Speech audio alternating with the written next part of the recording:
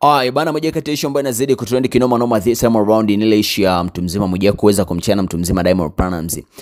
Mwijaku kupitia ukurasa wake wa Instagram ameamua kumchana Diamond Platnumz akidai kwamba kwa sasa anasafiria nyota ya Jux. Mwijaku anadai Diamond ana urafiki wa maslahi akimfananisha na Donald Trump.